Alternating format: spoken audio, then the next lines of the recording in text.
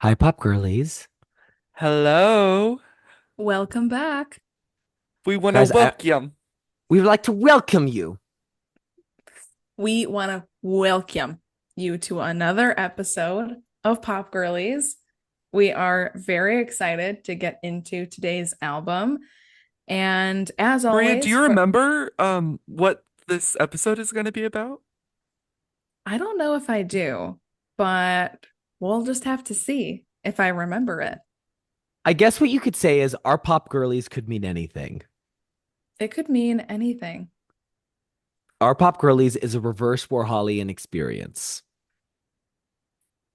It Exactly. is.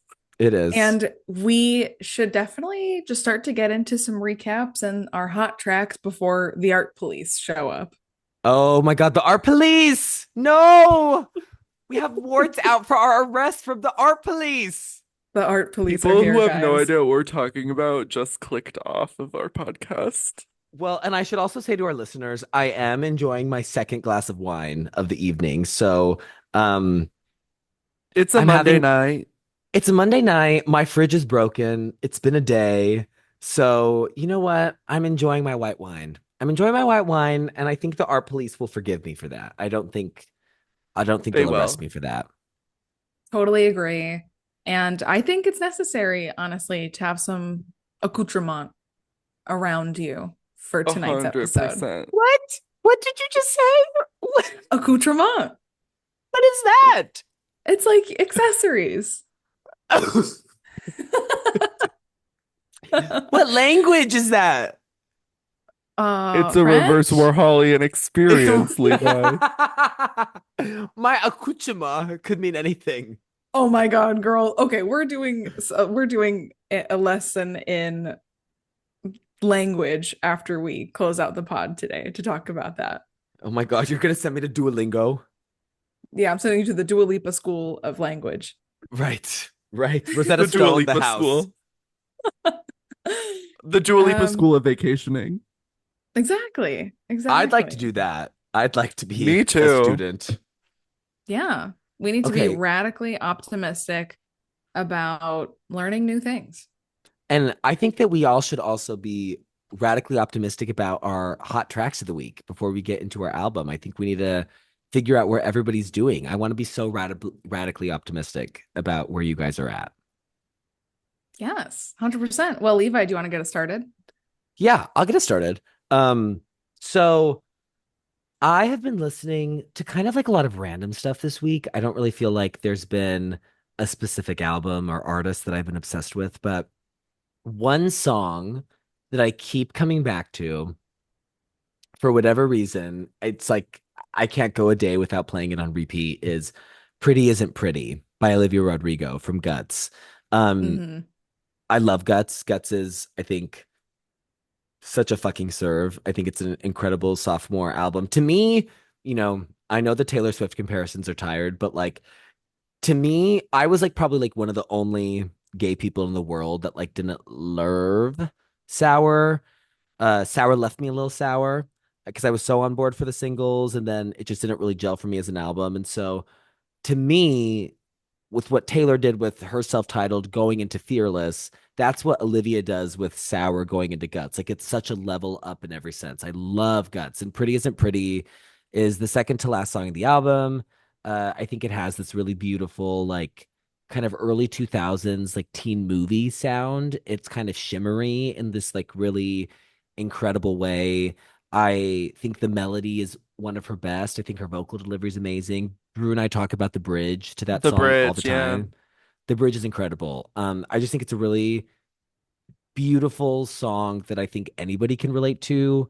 I think we all struggle with body image and comparing ourselves to others. And I think her songwriting really shines here. I think it's really honest. I think it's pretty unvarnished. And yeah, I think it's a song that absolutely plays to her strengths. And you can enjoy it just purely based on sonics, but you can also enjoy it based on relating to it and the emotional meaning behind it. So yeah, Pretty Isn't Pretty. That's uh It Levi also goes Knight's very hot hard track. live. Oh, Um, well, Seeing it live was really cool as well. there's a video that she posted on YouTube of like a live performance of her doing it. Do you know what I'm talking about? It's like a live. I don't know. I watched it the other day. It's really, really good. Her vocals are really good. I was really impressed with the tour. I saw the Sour tour and I didn't really have a great time, but No, Guts you did tour not have a was good time. amazing. So yeah, Pretty Isn't Pretty. That's my Great hot answer. track. Also fun fact about Pretty Isn't Pretty. If you listen to Katy Perry's song Self-Inflicted, Oh, such a good from song. one of the boys, it's the exact same production. And that's why Whoa. it's so good because Self-Inflicted is one of her best. Like, I'm sorry, Olivia, love you, but it's the same. When we get into Katy, Drew, at some point you have to pick one of the boys because I have opinions about Katy pop rock. 100%. I can't Yeah, wait. That's my favorite, I think. One of my favorite eras of Miss Perry. agreed. Agreed. Wow. Yeah. Yeah. Yeah, pick up the guitar. Katy, pick up the guitar. Okay, so Pretty Isn't Pretty is for me. Drew, what's your hot track? So my hot track this week, it was a little hard for me to choose. There was kind of a lot that I was listening to. Um, but something that I've been trying to get in preparation for this week is I'm going to see Casey Musgraves Woo! on Woo-hoo. Friday. And she Are is you like going an into a deeper well? I'm going deeper into the well. You have to Deeper find into it the well. first. So I'm very excited to see her live. She just started the North American tour and she changed the set list a lot. And so I've been kind of listening to this song in a little bit of a morning state because it hasn't been on the set list every night when it was previously. It's my favorite song on Deeper Well. It's called Give or Taker. Oh. Yeah. And Miss Musgraves decided that she wasn't going to sing it at every show. She's done it once in the five shows that she's done so far in the US. So Wait, so Drew, if it was in the European leg? yeah, so she did it, I think, at all the shows prior, because she did the European leg and then she took like the summer off and then is doing the North American shows. And yeah, and it's not been on there consistently. Womp womp. But the Celis is good and I love her and she's the best. So she's like so up there for me, like She'll do But of no all wrong. time. you are the biggest give or taker warrior on the planet. I am. Yeah, you are. So I'm gonna be really disappointed if she doesn't play it, but also like she does like a really cool cover of Pink Pony Club. That's right. I heard I about saw a that. video of that. Yeah, she sounded great. She sounded Yeah, so good. so I'm ready. So and we have me and my mom are going. It was my birthday present, so we have really good seats, really excited. So for sure, give or take her. Love Miss Casey. Yay. I think it's so interesting that I mean, of course there's a lot of artists that are covering um Good Luck Babe. Since obviously that's such a huge Yes. song and um has definitely catapulted Miss Chapel into crazy, crazy levels of fame and stardom. But I also think it's interesting that a lot of other like very um like respected, like giant artists are choosing to cover Pink Pony Club specifically. When they're like doing like if it's like the BBC Live Lounge or like other kind of Well, like Levi, broadcasted recordings. that song is what got you into her, right? Yeah, so my claim to fame is I've been on the Chapel bandwagon since like January 2023, and I will gloat about it for the rest of my life because I was sitting in my bedroom. At the time, I was living with three roommates that I love very much, and one of my roommates, Rin, and I were working from home together during the day. And she has like a gay playlist that she plays. It's just like Mhm. songs that are vaguely gay.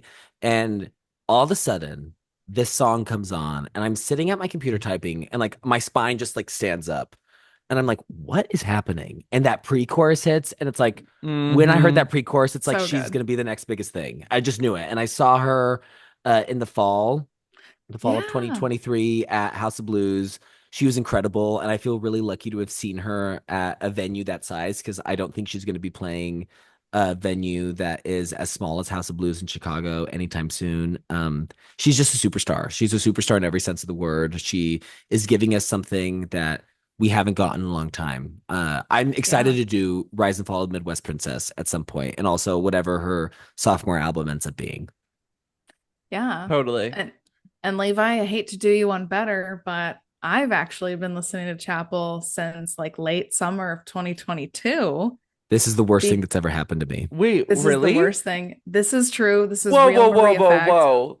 Back it up. You Because think I I remember, because Levi went to the concert, and that was the day that Yes. you went to the concert was the day that I listened to Rise and Fall. Yeah. What does that have to do Levi. with Yeah. me? Well, and then I texted, I was like, oh, well, Levi's already going with Rin, obviously. So I was like, oh, maybe. And she was doing two shows, I think, right? She did like one the Yeah, night she did after two you went. shows. And I was like, oh, maybe I'll see if Maria can go. And I was like, Maria, do you know this girl? And you were like, no. Okay, well, there's no way that's true because I definitely remember listening to her. There's no way that's true because very distinctively at the end of summer of 2022, I was on a trip with my roommate Katie and our other friend to her hometown, which is not too far from Chicago. And she's like, guys, look at this song that I found. And it was Feminine in the year 2022. Drew is pulling up for our listeners at home. Drew is pulling up his phone, trying to find receipts. So, um, Maria, I can't believe you just embarrassed me like that on this day of all days, on the day that the art police are coming as we speak. You just embarrassed me like that. The art police are on their way. I'm scared for what Drew's gonna find. Just know in my hearts of hearts, I would never lie on the pod. So Is this how we there's find out that. that you're a pathological liar, Maria? I think I'm about to find out that I'm a pathological liar.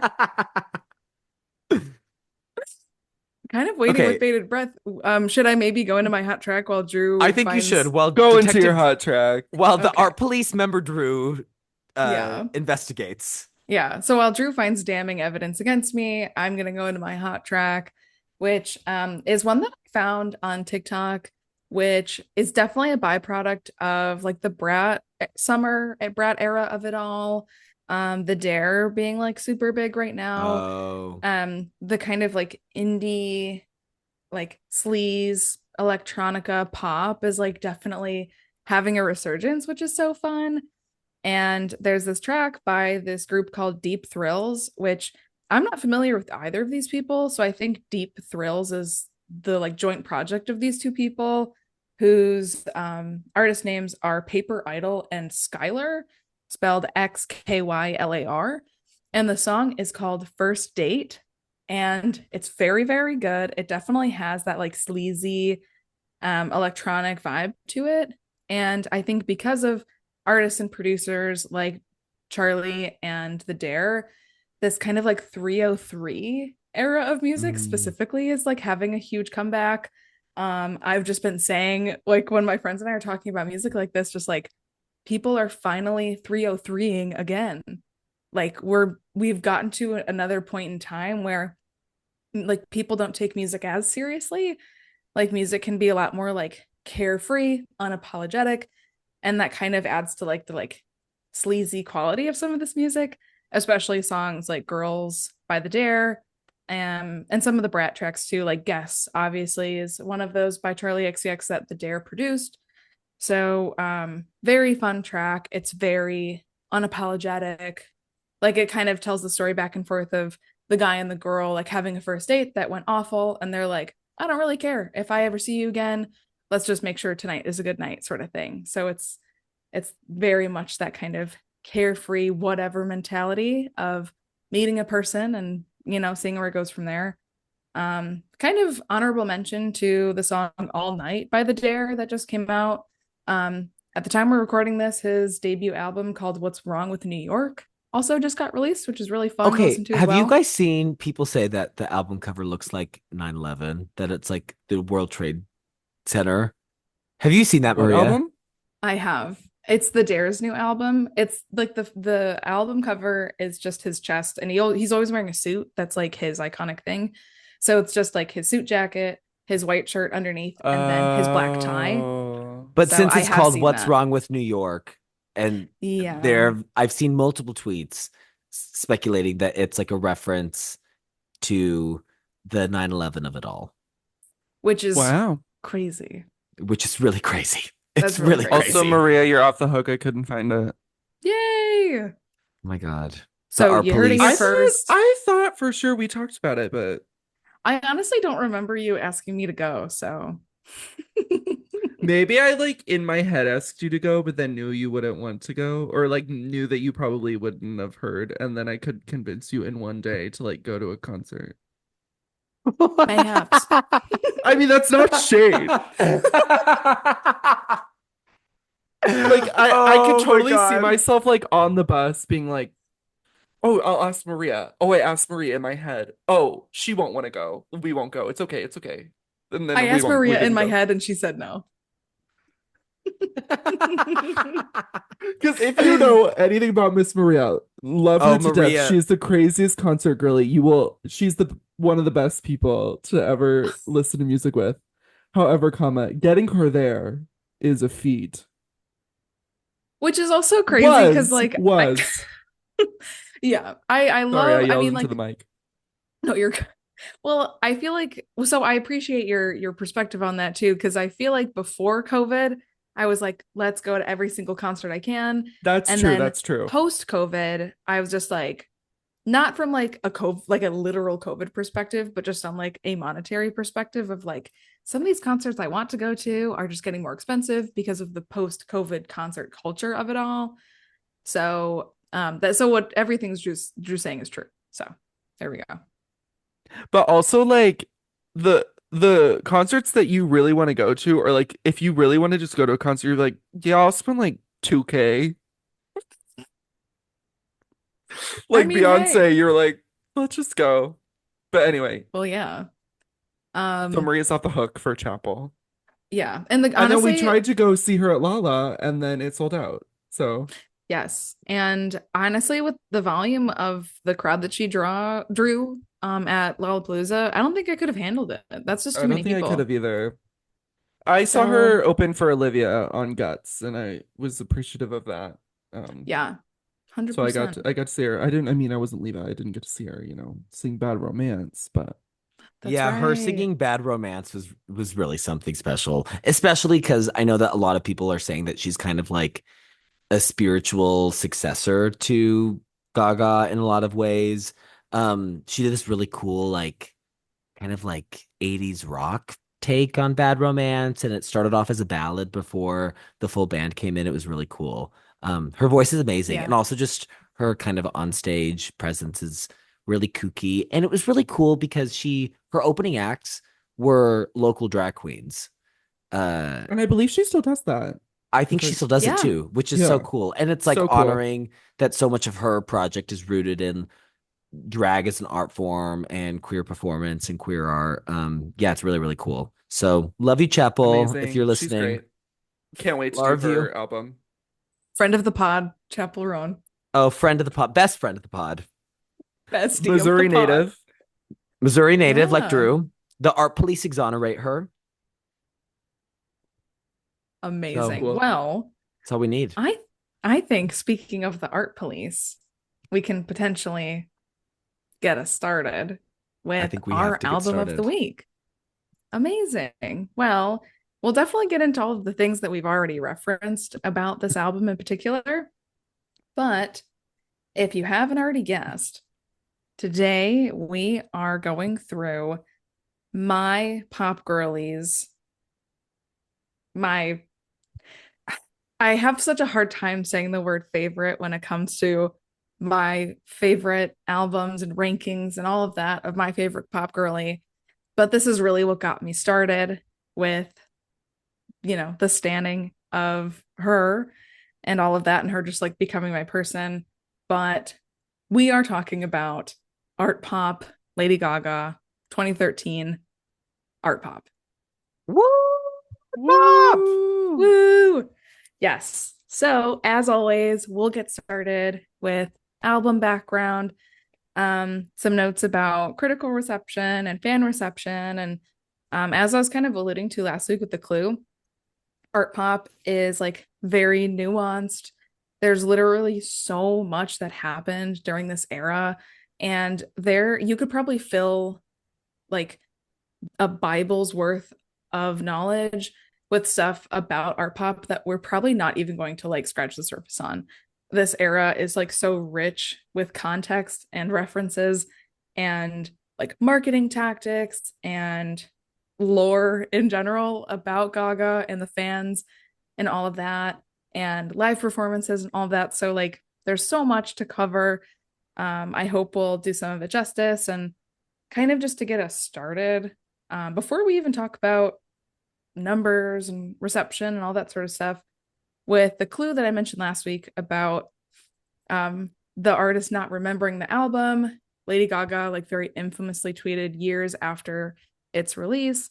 She said she didn't remember Art Pop, which, like many things about this era, is again nuanced because I think there's a piece of it that is like silly funny, but there's also a piece of it that is like very deep and actually has like a very rich and just rich context. So with her saying that she doesn't remember it, like sure, that's funny, that's like a funny thing to say.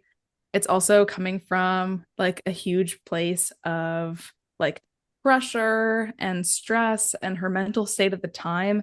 She was going through so much. Like Art Pop was coming right after her hip injury on tour for the Born This Way ball and her having to have surgery and having to, you know, like step away from the stardom and working and all of that. So there's a lot of like mental health struggles with Gaga that come from this era. Again, like pressure from the industry. A lot of what the album talks about is like the pressure of stardom and fame, which like I obviously with you know Gaga's debut being the fame, she has a very interesting relationship with fame, like not only just as like a celebrity, but it really comes through in the way that her music has evolved over her career. So that is a huge thing. Also, just drug abuse, alcohol abuse, and those kind of themes come through a lot in lyrics and the way that the album sounds too. So that is definitely an important thing to note. So that's kind of a an entry point to our discussion is I think there's like the surface of art pop, which is like very glittery, colorful, bombastic, all over the place, glamorous, messy. But then there's kind of the underbelly of it where over top of like very fun instrumentals and beats, she's talking about like really, really, really serious stuff. And it kind of mirrors in a way Chromatica, which got released in 2022, which again is another very like celebratory dance pop album, but also has very, very, very serious themes and also was a byproduct of Gaga being in a very, very dark mental place. And I kind of almost view She these two couldn't get albums. off her porch. She no, she was smoking a cigarette on the porch and they said, Gaga, get downstairs. We want to make a dance record. She said, I'm too sad. They don't I'm get too me. sad. And what Drew and I are quoting is of course the monologue that Gaga said every single night at the Chromatica ball about the creation of Chromatica. So legendary, extremely legendary. Maria full on sobbing Sobbing, literally on the jumbo sobbing. screen. In case anyone wanted to know, I started crying at the Chromatica ball when she started singing Edge of Glory. That was what like sealed it in for me because Now, at when first, did you start crying, listeners? yeah, comment, tweet at us. When did you start crying? Because I know when I did. So yeah, kind of wanted to mention that about, you know, Chromatica and Art Pop, excuse me, Art Pop almost being like sisters in a way. I kind of view Chromatica as like a more mature Art Pop. You know, she did a lot of growing in between.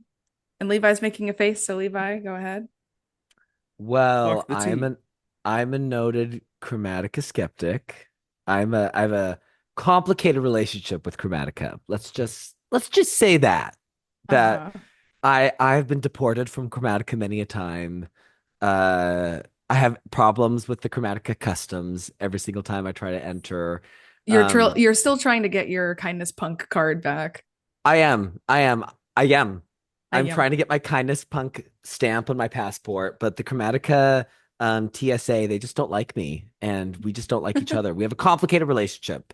There are parts of Chromatica that I love, and there are parts of Chromatica that I'm like, And Blood you know Pop, what, Levi? why That's did you do okay. this? Yeah. Blood Yeah. Pop, you are not a friend of the pod. At least in Levi Knife, you are not a friend of the pod. Blood Pop, get away from me. Blood Pop, no, no, no. A sentiment shared by many. It should be shared by Lady Gaga. That's the only person that matters. Lady Gaga, get away from Blood Pop. He's not good for you. And as Lady Gaga says in Gaga 5'2", Thank you for thank you drawing for me that drawing me weird that weird Xanax Xanax monster. monster. Oh my God. All right, love it. Well, with You all know of that, who. you know. So with all of that kind of preface in place, just going through some scores here. So like very infamously, Art Pop was not received well by critics. However, has a huge, huge, huge cult following by Little Monsters. There's a huge, group of Little Monsters that it's like their favorite Gaga album. If you say anything negative about it, you'll never hear the end of it. Can I insert So, a little bit of an anecdote here? well, yes. So, one of the first times me and Maria ever hung out in college in her dorm room, we were talking about Lady Gaga. Because at this point, I don't think, I mean, Levi obviously had been a devoted Swiftie, but I think at this point, like, I was probably a Swiftie at this point, but I was like really into everyone. Like, I was trying to like, didn't have someone that I was like strictly devoted to. And Maria and I were talking about Lady Gaga. We were talking about her for like an hour, and then, um, I was like, okay, on the count of three, like, let's say our favorite Gaga album. And none of us had even talked about art pop in this conversation. And we did Yeah. one, two, three, and we were like, art pop. It was magic. That was So it genuinely, ranges. yeah, it was magic. That was genuinely one of the first times we ever hung out like together. Literally, I think it was. I think it was the first time I'd probably been in your dorm. Yeah. Yeah. Oh my God. Crazy. That was pure magic. Mems. Oh, the memes. So Art Pop, with that being said about critical reception, a lot of critics didn't really like it. It has a Metacritic score of 61, That's which so is, crazy. yeah, it's a little crazy. However, Pitchfork, on Sundays they do like retrospective reviews. So when Art Pop had come out, I don't believe they had actually even reviewed it. But they did one of these retrospective reviews in 2022, and they gave it a 7.3, Oh, which I that's feel pretty like is good. actually pretty good. For Pitchfork standards and for Art Pop being such um like a loud piece of art. Well, it's I very think that's pretty big. polarizing. It's a Yeah, pretty very Well, and in polarizing polarizing. album. 2013, their review would have been like a 4.2 or something Oh, yeah, crazy. Yeah. I mean, honestly, it could have joined like Liz Phair with like a zero. I could have seen them giving it a zero just for like the kind of impact of it all. Yeah. Yeah, and I Yeah. think that Metacritic score has to be taken so much in context about kind of how she was perceived at the time by Hmm. critics and culture writers, fans, and just kind of, pop culture consumers as a whole, because I don't think that 61 is really truly reflective of the album's quality at all. Definitely not. Yeah, for sure. I think something to note too is just in terms of like Art Pop being, obviously a body of work within her career. I feel like when people think, like when the general populace thinks about Lady Gaga, no one really thinks about Art Pop or any of the songs on Art Pop. And with that being said, just a sample size from Spotify. When you think about Applause, as the lead single of Art Pop, post the effects of the Eras tour with Applause being in the pre-show set list, I'm so million. glad Not you're just adding this. not just in the pre-show set list, the second to last song. It's a It's very the important This, yeah, it's song. the song that everyone knows. Yeah, yes, Yeah. very so it's like a huge clearly. deal. It's a huge deal on Taylor Swift's Eras tour that plays, Well, and yeah, I it's would the like to second song. say Taylor Swift is a noted art pop lover. Yes. She is an art She pop warrior. is a documented art pop warrior. She's an art popian. Correct. Correct. So, with that being said, post the Swiftie love that has been shown to the track Applause, Million Reasons on Joanne, which is like tends to be overlooked by fans because it's such an outlier in her discography. Million Reasons still outperforms Applause on streaming numbers. That's so Whoa. crazy. Yeah, I feel like that is Million crazy. Reasons exists so much in like Stan Twitter as like a joke because she performed it everywhere. And like it was Yeah, like just like you couldn't get her to stop talking about Million Reasons in 2017. yeah. And Maria, Applause is definitely the most streamed song off of Art Pop, right? Oh, by a lot. Okay. About 400 million streams Right, Wow. sure. What is on on Spotify. Spotify? What is Applause's streams? Applause has about 580 to 100 million streams. Wow. Yeah. That's how I exist in such a gay little bubble because to me, Applause is one of those like classic It's hits. like a I think billion for me. it Like, I'm is. like, oh yeah, that song definitely has a billion streams. And to me, Applause is like it's so timeless, and I think it has withstood the test of time in a way that other Gaga singles that maybe had more initial commercial success didn't. Because I think Applause is so, in my opinion, synonymous with Gaga as an artist and as a brand. I think it's Yeah. so classic her. Like she does live for the applause. If you get to the essence of who Lady Gaga is as an artist, since day one with the fame, she has been telling us with every song, with every era, that she lives for the applause. And like, I don't know how she could have summed it up in a more concise way. Exactly. I was going to say almost exactly what you said about your sentiment about the fame. And she's been saying things like this, yeah, literally since the start of her career, doing it for the fame. And it's literally the same sentiment in there. But yeah, it's just shocking to kind of look at numbers like that and be like, wow, for me as Little Monster, like this was my entry point to like really becoming a little monster. And it's just like so crazy that like most people on the planet don't even think or have even maybe heard a single song on Art Pop. Can I Crazy say to me. something kind of off topic, but I Oh yeah. promise it's not?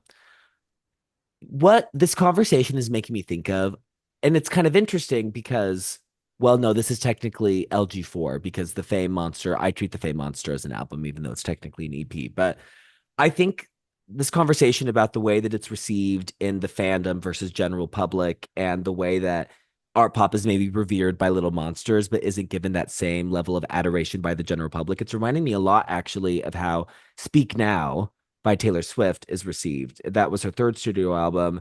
The follow-up to Fearless, it was not as commercially successful as Fearless. It did not have the same cultural impact.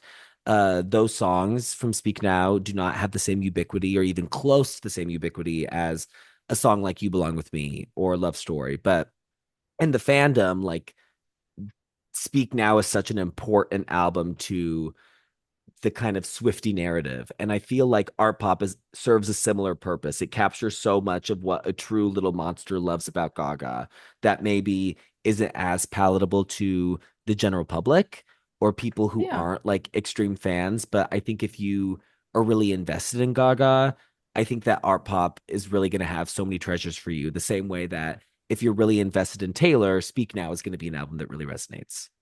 And Witness for Katie for sure. And Witness for Katie. There we go. There we go. Mm-hmm. Holy Trinity complete. There we go. Pop girlies. Love. Well, something to go into as well. And as we're kind of talking about like the tweet about not remembering art pop and Gaga's perception of art pop, like looking back on it in more recent years, I think an interesting quote to kind of pull out when we're talking about art pop and as we go into more about it is when Gaga did one of those videos for British Vogue in 2022, where she did kind of a retrospective on looks that she's done in the past. Loved She that ends, video. it's It's a great incredible. video. She ends the video by saying, quote, people say all the time that they think I hid in fashion, but I was never hiding. I was screaming, end quote. Wow. That is very Art Pop. I just got It's chills. That's right. incredible. Yeah. Right. Exactly. So I feel like art pop really is a lot of that, though, where she's saying very deeply personal things while also saying like very frivolous things. Like there's a lot of songs on this album that are like very vain, where it's like things like Manicure, I feel like is a little bit like that. Definitely Donatella fashion Totally. in a way where it's very vain. It's like, oh, well, these songs are just poppy and fun. And she's just talking about how fun it is to be rich Meanwhile, there's other tracks that are very deeply personal, like Dope and Swine Dope. and Do What You Want. So a lot of that I think carries that sentiment of she's not hiding behind like very gritty industrial EDM, but she's like literally screaming. Like you might be dancing and having a fun time to Swine, but it also carries like a very deep traumatic personal meaning in what she's saying, and she's not hiding it. It's right there in the lyrics. So going forward, Maria, you I are think going in. Yeah. this is serious. Rachel, this is It's very serious. Rachel, this is serious. Show me to me, Rachel. Show me to me, Rachel. This is so serious. So just going into it, I mean, art pop is incredibly iconic, like Levi was saying, to, like the fans that care a lot about her. Fun, emotional, unapologetic. Something that I personally feel like when I listen to it though, like while it's all of those things and it's so fun and so fun to dance to, like especially, if like we're out and an art pop song comes on, like we'll completely lose it and have a blast. But I think art You pop, also have to mention that Art Pop was the first night that you ever went to Scarlet. yeah, that's true. The first time I ever went was they were doing art pop no skips, which was so Oh, fun. amazing. And I think DJ Bryce for sure was DJing that night at the time. I don't remember exactly, but I remember very distinctly post the listen of art pop no skips. He was playing like live renditions of art pop songs that I like obviously knew, and I was just losing it. It was my first time being there, like experiencing, like, oh my God, like I finally found a place that like cares so much about like something I care about so much. So that was just Oh, so magical for me. so good. So love. Um, so what I was going to say is like, while art pop is all of those really fun, glamorous, glittery things at the same time, at least when I'm listening to it, sometimes it can also feel uncomfortable to sit in because of how fun the tracks are that are, again, like very deeply personal. So I feel like sometimes having all of the context can just like feel uncomfortable. And I think it's very, very much meant to feel like that.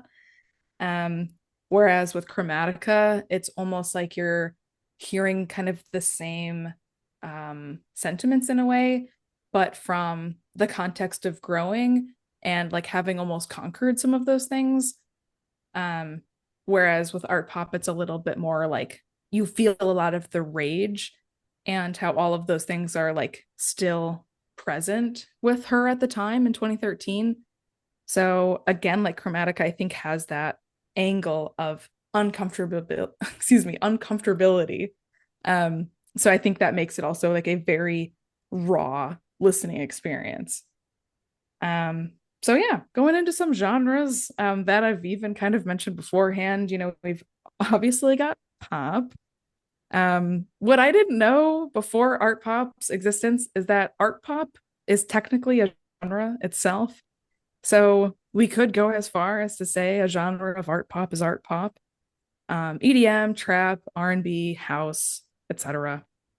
I think it has a quality of like some songs feel very industrial and gritty, while other Mhm. songs feel very glossy and pretty. So it's very many things all at once, which, as we know about Lady Gaga, that's just something that's so insanely true about her. I think she's one of the greatest like shape shifters of Yeah. our time in pop culture, which we'll also get into when it comes to some of like the live performances and all of the different things that she kind of created herself into when it came to art pop, since art pop itself is definitely a piece of performance art.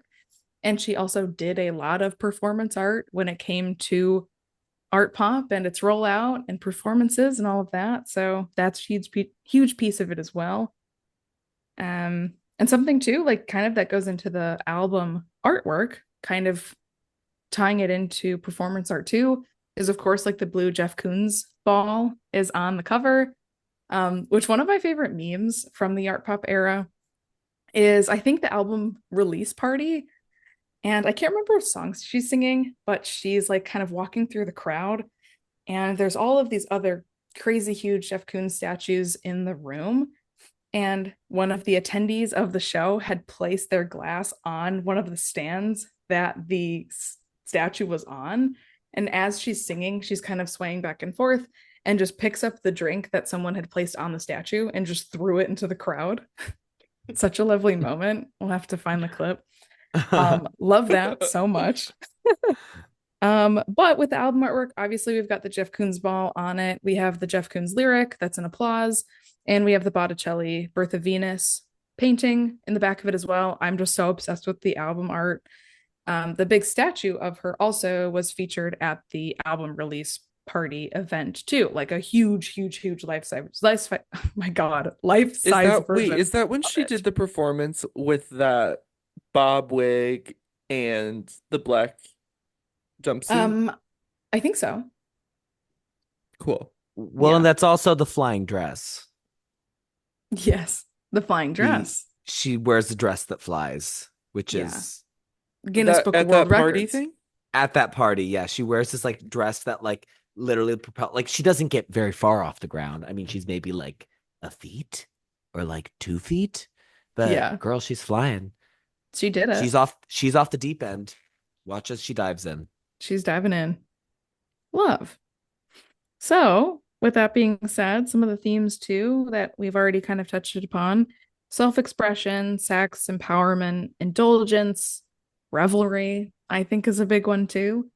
Notable producers, Zed, DJ White Shadow, of whom we'll also talk about too, is a huge warrior for Art Pop Act 2.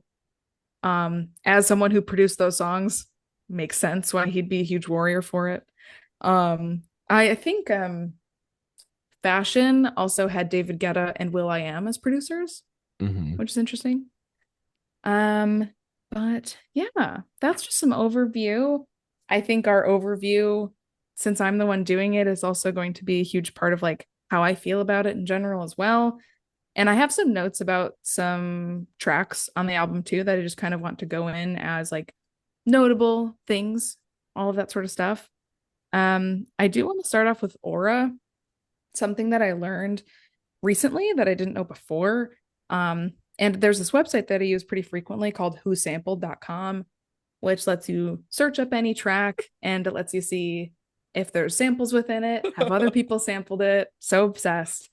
So I actually found out that the main instrumental that's used for Aura is a sample. Like they purchased the song and that's the instrumental. Like the instrumental for Aura isn't an original composition. So I didn't know that. It's the song itself is called Kink by Infected Mushroom.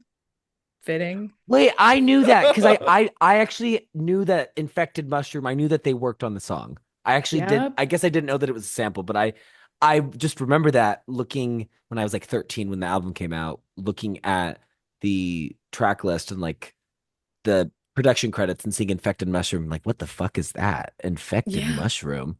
Yeah. So yeah, extremely fitting. And I think the themes of the song are so interesting too, because it has so much to do with reinvention, which something to also note is I was kind of mentioning earlier, is that she like took on so many different like personas and looks and imaginations during this era too. Like something that we were actually talking about beforehand is when she did the GMA performance as Dorothy and it was Wizard of Oz themed, which is so fun and quirky. The VMA's performance of Applause, I will genuinely never forget. That had such a huge impact on me.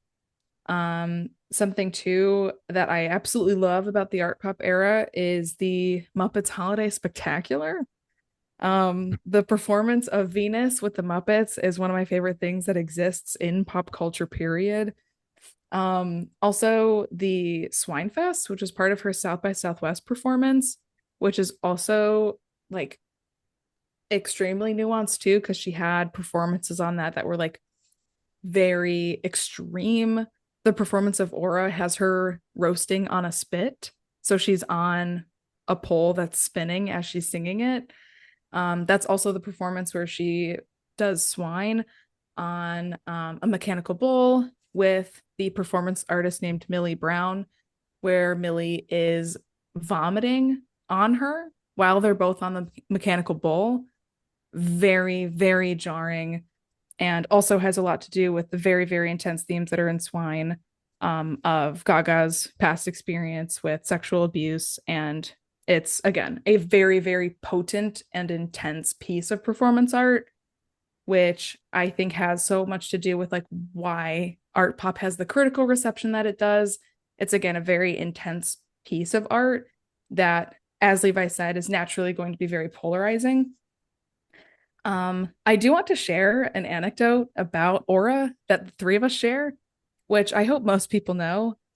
When we say Godma, who we're referring to, Oh, everyone should know. everyone Everyone should should know. know. Everyone should know. Wait, should I But tell it Maria, since I yes, Drew, tell it. Drew, Yeah, tell it. do it, do it. so last year, 2023, was our year of well, every year is our year of Emma Stone, but specifically 2023 with the Poor Things release. Yeah. Um, we we are fans to say the least of Miss Emma Pop Stone. girlies, here at Pop Girlies, we are Emma Stone warriors.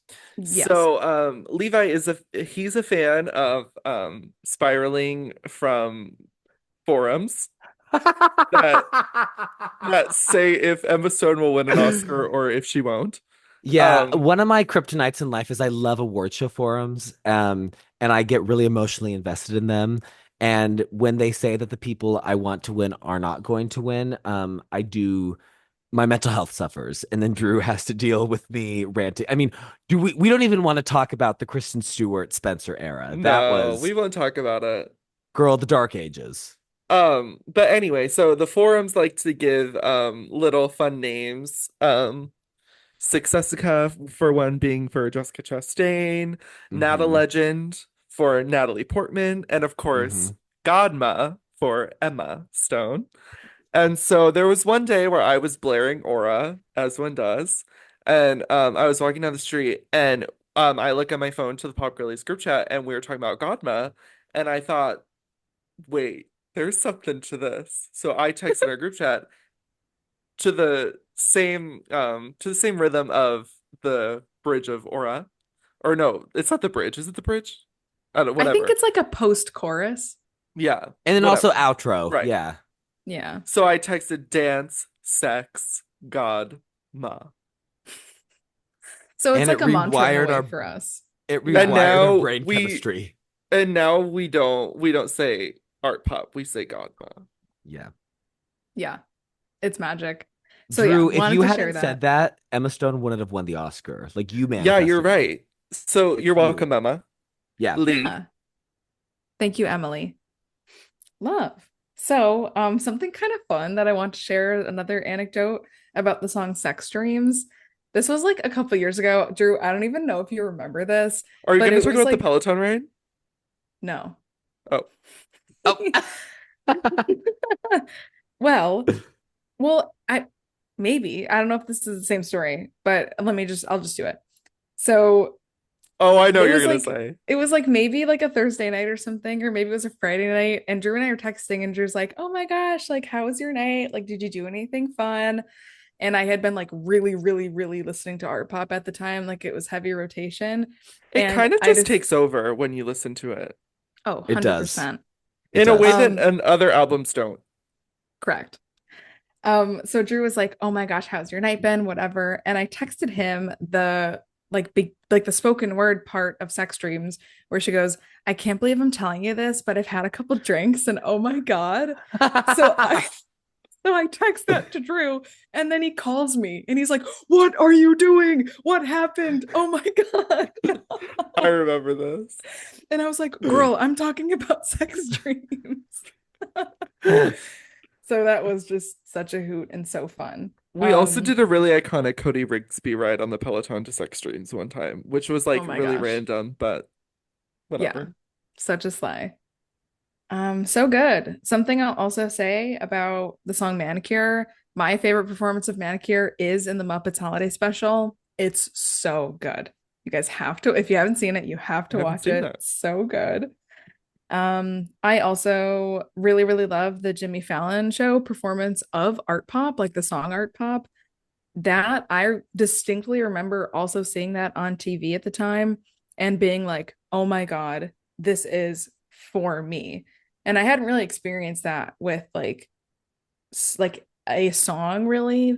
And I'll get more into it too after we kind of open up the discussion, but at the time, I was like a huge One Direction fan. I kind of mentioned it on an earlier episode too.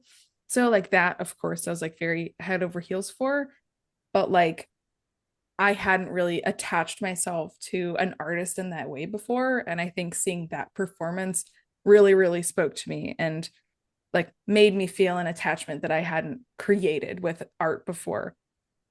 So that was really huge for me.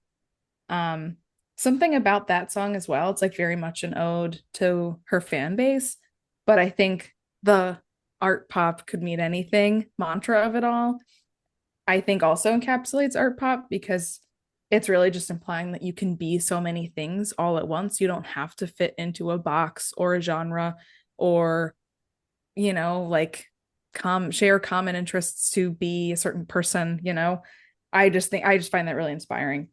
Um, and I also think kind of what I mentioned earlier about the album having so many themes and even contradictory themes. The lyric in Art Pop where she says "music, not the bling," really stands out. Whereas songs like Donatella and Fashion and Applause, like again, speak so much to vanity. So I think like the self contradictory lyrical statements on the album too just kind of go back to that notion of you can be so many things at once. You can even hold opinions that, oppose things that you have felt or even currently feel. You can feel different things on different days, and it just makes you a complicated person that we all are. So I just love that sentiment a lot. Um, Another thing to note, obviously the song Do What You Want originally was on the album, featured R. Kelly around the time where everyone was stepping forward about how awful he is. Lady Gaga had tweeted about her, current present day experience and wanting to actually take the song down, which she did. And the album is now reissued. So any current pressings of the album on vinyl, CDs, the album as it stands on all streaming services does not include the original version of Do What You Want. And streaming versions or streaming platforms now do have the live version that Lady Gaga did with Christina Aguilera on The Voice, which is great listen, obviously, because Christina Aguilera is an incredible vocalist. But Lady Gaga did issue a statement just kind of talking about how her self in that current moment was looking back on the sentiments that she shared in that song and especially who she collaborated with on it and kind of just reflected on how, in her words, like how twisted her thinking was when it came to like the actual lyrics in that song and what she says, and wishing that she could tell her past self to go to therapy and work those things out. And, in the song and a couple other songs too, you can definitely feel a rage and a defiance that she felt at the time about her body and what she was doing with it. So just kind of wanted to share a little bit of that for like, present day context and, Gaga saying those things and making sure to, do right by, her current self and her former self. So that's Can also I add something to something note. real quick, Maria? Yeah. I think I think that's really interesting. I'll get into my thoughts later on about Do What You Want, but I just want to note that obviously so much of the narrative of this album, Maria, you touched on it a bit talking about Swine, but so much of the narrative of this album is about trauma. This album really serves as a response to trauma, and so much of that trauma is sexual. Swine really explicitly talks about sexual trauma, and I think this is interesting because, you know, Gaga is a survivor of sexual violence. And I think it's interesting to kind of look at this backlash that she received to collaborating with R. Kelly, which, is justified. R. Kelly, even at the time, had allegations against him. Obviously, not to the extent that he ended up having. And he obviously wasn't prosecuted at the time, but he definitely was a very controversial figure. He had allegations against him. There's also so many controversies with his relationship with Aaliyah, which Mm-hmm. obviously she met a very untimely death, unfortunately. Rest in peace, Aaliyah. But I just think it's interesting kind of to look at this as an example of what happens when we expect survivors to be like quote unquote perfect victims. The unfortunate truth is that trauma really fucks you up. Sexual trauma really messes you up. It impacts you on such a deep molecular level that it's almost impossible to behave as the quote unquote perfect victim, to have the perfect response to something that is so deeply traumatic, to have a response that is palatable to everyone. And I just think it's interesting as kind of a case study of that, of somebody who at the time was really grappling with their trauma and did this in a way to be defiant. I think that's a great word that you use, Maria. I know that she like talked about the twisted thinking that she had. But like, you know, I understand that. I can kind of empathize with her thought process, even though it was wrong to collaborate with him and give him that platform. And I respect her so much for having the guts to say that eventually and to apologize and to take the R. Kelly version off of any kind of streaming platform, to take it off of current pressings of the album. But I just think that's kind of what I've always thought about this specific issue. I think it really reflects so much of how we expect survivors to act and the kind of standards that we hold them to. And I think it's really easy to forget that they are human beings who are trying to make sense of things that happen to them that will never make sense. Um, and Mhm. I just think it's really important to applaud her candor in this entire process. Her vulnerability. I really respect her so much for, first of all, sharing about her experiences with sexual trauma, but then also like what she did addressing the R. Kelly of it all. I just been thinking about that a lot in preparation for this album, and I felt like I needed to share. Yeah, absolutely. Well, thank you. Yeah, and I definitely resonate with all of your points about that too. So yeah. Something as well is kind of going through like Dope, for example, is another pretty intense ballad. It's the only ballad on the album. I would say this and kind of the track Applause are the only chill moments on Art Pop. But it again like does go through some like pretty intense struggles that she's had with like substances and all of that. It's a really, really beautiful and again intense song. Um, and something too that is, I Dope think, has, can I add, sorry. oh Dope, yeah, incredible SNL performance. I don't oh my know. Have you guys gosh, seen? yes, yeah, Yes, amazing. Amazing Amazing. performance. so good. And then something too that like I think when the general populace thinks about art pop, maybe the only thing that people know about or have like a touch point for is the Roar versus Applause war of 2023. Yeah. So Wow. huge, giant, crazy. This is the era of tweets that we were kind of mentioning earlier that have are like very infamous of Gaga saying, "I make music for the arts, not for the charts," in response to people like pitting Roar against Applause. And then Levi, maybe you know, but I can't remember what Adam Levine had said, but the uh-oh guys, the art police is here is a response Oh, to an Adam Levine tweet. let me pull it up. I just had it open up. Okay, so because obviously so much of the art pop promotional material is about like fine art and kind of incorporating fine art into pop culture, kind of the inverse of pop art, make it art pop. So Adam Levine, famous The Voice coach, tweeted, "Ugh, recycling old art for a younger generation doesn't make you an artist, it makes you an art teacher." And then Miss Germanata, the poet that she is, responded on Twitter, "Uh-oh, guys, the art police is here." So Her Drag. good. Twitter during this era is like should be in Congress. Like it needs to be in like the National Library of Congress. It needs to be archived. It needs to be in the Smithsonian. It is truly a national Yeah, monument.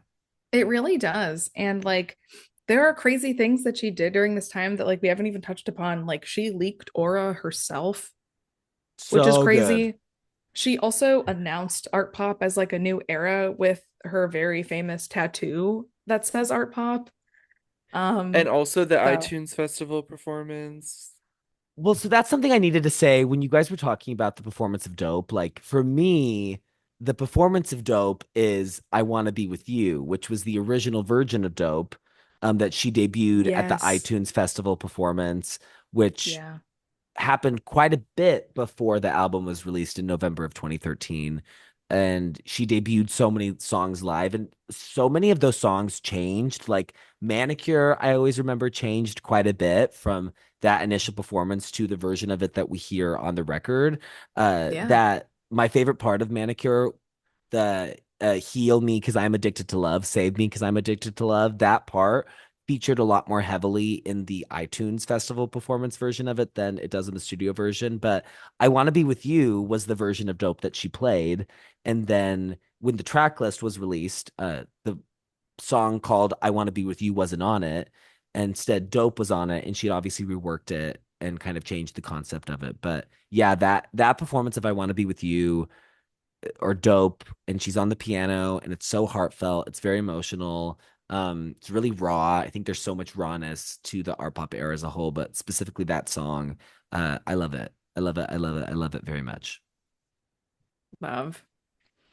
Well, I definitely have like more personal thoughts and feelings and anecdotes, but I have been talking for quite a while. I want to pass it to you guys about your art pop journeys. Well, real quick, Maria, do we want to talk about the second to last track on the album and how we're gonna identify it?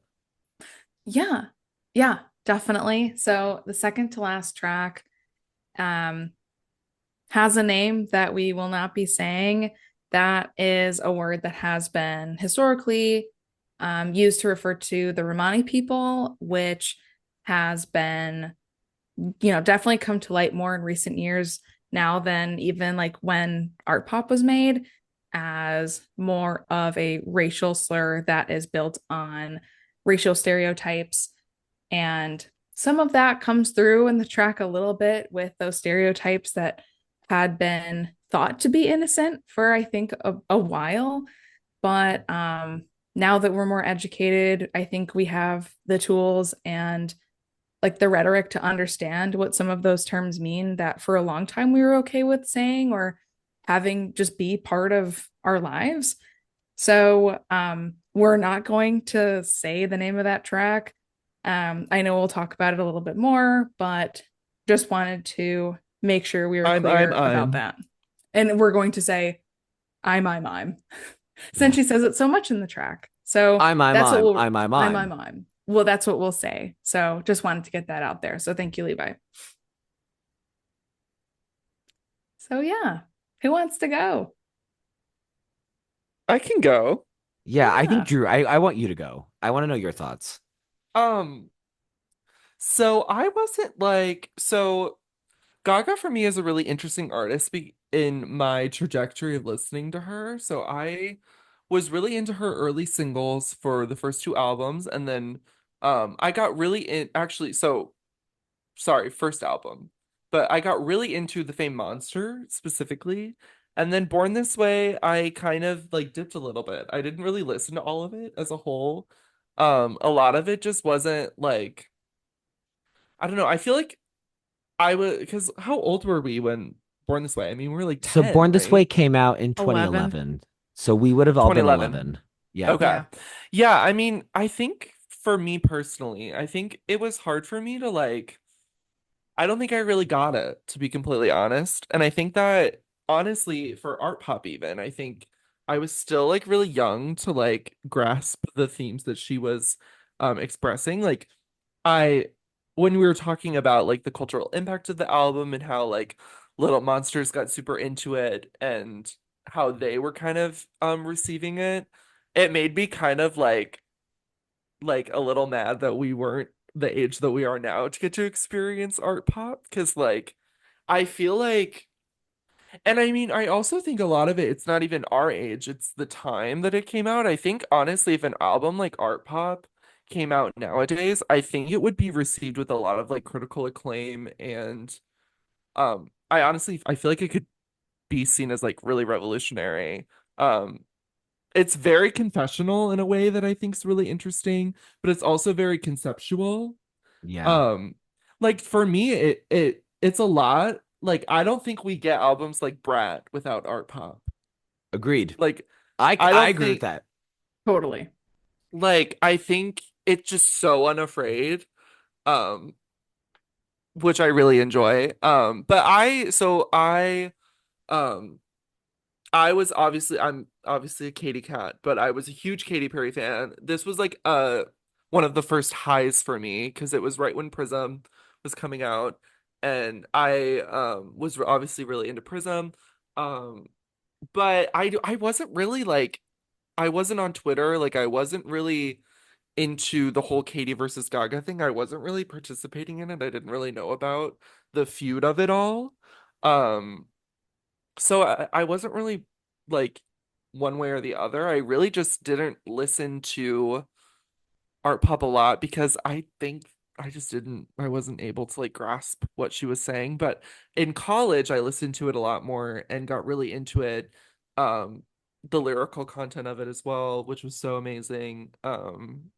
So yeah, that's kind of my experience. But I feel like Art Pop also something that we haven't really talked about. It was kind of like because obviously music videos were very popular before art pop, but oh I feel like art pop was an album where the viewers and the listeners of music were really into the like side content of music, like the performances that were done offhand, the like the content that's just not the music videos. Like for art pop there was just so many other things to consume with it that was just really interesting and that I consumed all of it that helped me like the album more. The Yeah. Like app. for We have to instance, talk. the iTunes The app, Festival, the app. Oh my God. the like release party performance that she did, the Muppets thing, all of that was really impactful for me for listening to it. So yeah, that's kind of my experience with it, but I love it now. And I really like it's crazy because I feel like a lot of people still kind of see it as a little bit of a joke just because of how it was perceived at the time. I feel as like pop as a society has not had that resurgence of art pop yet. Like I feel like we're still Correct. on the verge of like an art pop like Renaissance. resurgence. Yeah. Yeah. Yeah. Something I also Um wanted to say, Drew, with like your mentions of like supplemental media. I can't remember if there was one for Art Pop, but this was also like pretty pre-streaming service. Like this was still the era in which you had to buy yeah. a song for $1.29 and all of that. But I very much remember this was still the era where if you bought an album on iTunes, it would come with a digital booklet. Yes. Yes. Yes. Yes. And I remember the most distinctly I bought the One Direction album Take Me Home on iTunes and I got the digital booklet for that. And I would just click through it all throughout the day and be like, haha, love Yeah, it. I mean it's really interesting how like I feel like it was one of the first it kind of started a new age of like how we consumed music. Like I remember Vivo was really in and like the supplemental content when our pub came Yeah. out. But that was really how I consumed it.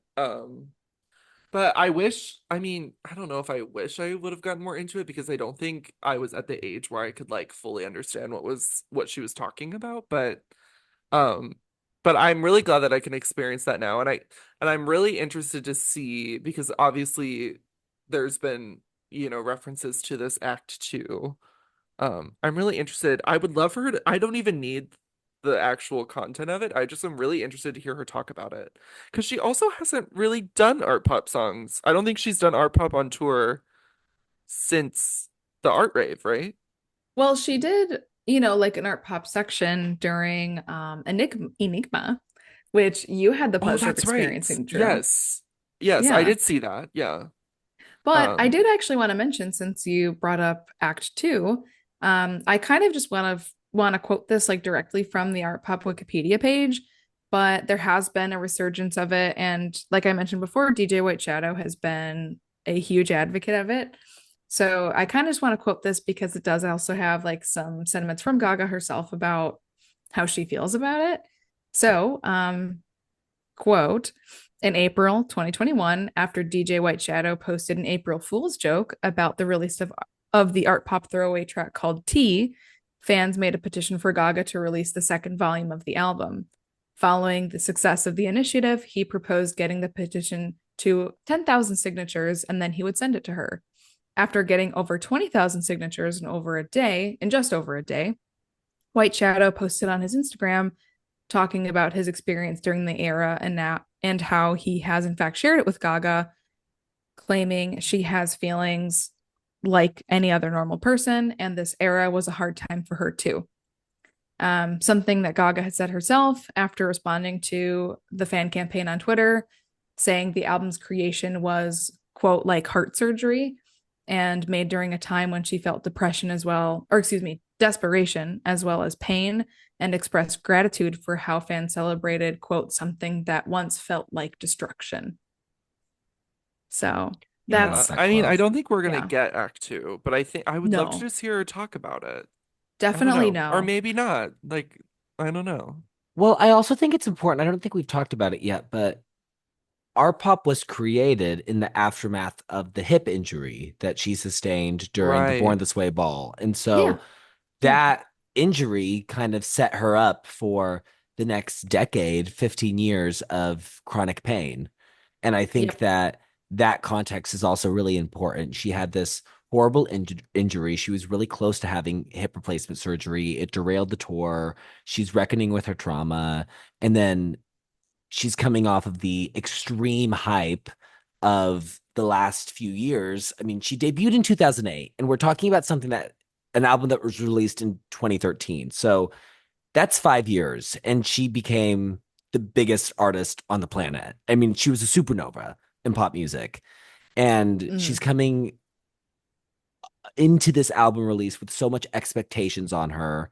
She's coming out of a horrible injury, so much media pressure, and then she's dealing with some really dark themes and struggles of addiction, struggling with trauma. It's like it's really scary. And I think if I were her, I probably wouldn't want to revisit this world because it doesn't seem like a fun world to live in if you're the person who's experiencing it.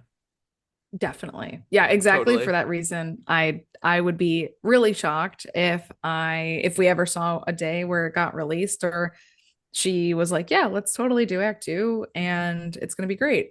There was definitely a time where I was like blinded by my like blind allegiance to being an art pop stan where I was like, "Oh my God, there's no way we're not getting it." So yeah, and we did just hit the 10th anniversary of it last year and I remember just being like, "Oh my God, we're so close to getting it. It's going to happen," which is just very extremely unrealistic. But yeah, it's kind of our art pop act 2 moment. But yeah, Drew, you were speaking. No, yeah, I mean, I think that's really the sum of my experience with it. I think my main takeaways were like the performances at the time. That's really where I was exposed to a lot of it. Um, but yeah, I think this was kind of the start for me too of like these kind of three like because after this was Joanne, right? Yeah. Well, technically I cheek to cheek, but yes, Right, Joanne. right. Well, this was kind of like the era, like these three albums for me. I wasn't really, it kind of was like like I'm not really a huge Gaga person. But then it's interesting because I'm listening to it nowadays and I'm like, I cannot believe it's just, I definitely love that I was able to grow up and listen to art pop in a different way than I was when I was 13. But I Yeah. also, it does make me like, dang, I wish I could be like old enough to go to Scarlet when Art Pop was being released at Oh the my same God, time. could you imagine? I can't Totally. imagine being in the club at the time of applause. That would have been Ugh. Yeah, crazy. like it's crazy. But I mean, we get albums now, so, but it's just really interesting to think about. Mm-hmm. Definitely. Levi. Okay, I think it's Levi's turn. So yeah, Yeah. I love Lady Gaga. I've loved Lady Gaga pretty much since the beginning of her career. like I've mentioned in the last few episodes, I grew up listening to country music, and we pretty much only exclusively listened to country radio. And I would say that Lady Gaga was really the artist. I mean, a few other songs kind of around the time of 2008, 2009, but Lady Gaga really was the first full artist that kind of transitioned me into pop music. That was the first pop album I ever bought. I bought the like deluxe version of the Fame that included the Fame Monster at Best Buy. And the Best Buy was like 45 minutes away from my house because I grew up in very rural Idaho. And so my mom and I listened to the Fame Monster on the way back when we were driving back home. And yeah, I've always loved Lady Gaga. I think she's so fascinating. She understands pop music in a way that I don't think a lot of other people do. She is so invested in theatricality, which is something I really respond to as somebody with a background in theater. I grew up Catholic and have a very complicated relationship with religion. And obviously, that fuels so much of her artistry. I mean, I think less so with art pop, definitely with like previous albums, especially Born This Way. But yeah, I resonate with her so much. I think she is first and foremost one of the great pop songwriters. She understands hooks like nobody else. A Lady Gaga hook, Captain Hook, get out of the way because a Lady Gaga hook is a hook like nothing else on the planet. She understands pop melodies, pop song structure in a way that is just pretty outstanding. And I also think she's a really great lyricist, for the most part. Uh, Chromatica, you will be dealt with.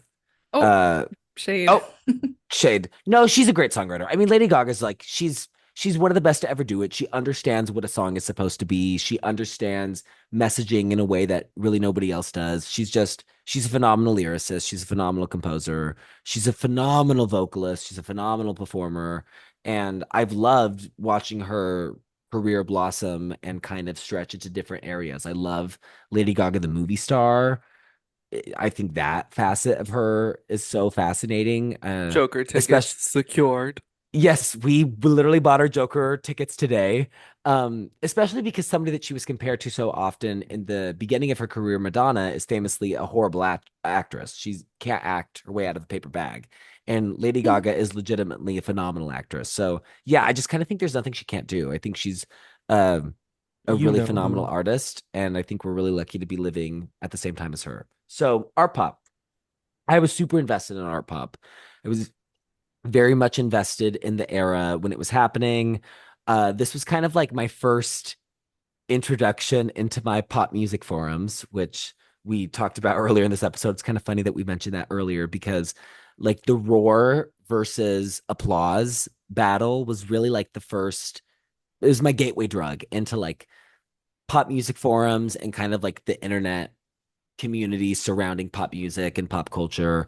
I was very much in tuned with the album release. I was very much anticipating it. I was a fan of both Roar and Applause at the time.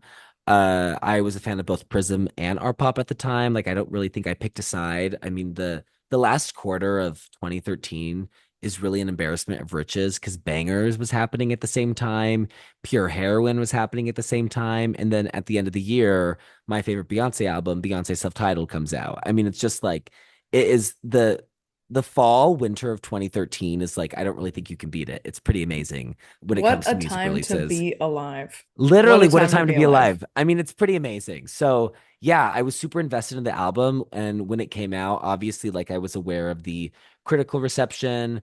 I was aware of the commercial underperformance. I mean, obviously it debuted at number one, but it there was a significant decline in first week sales coming from Born This Way, which sold over 1 million copies first week. I think our Pop's number was somewhere in the 300,000s.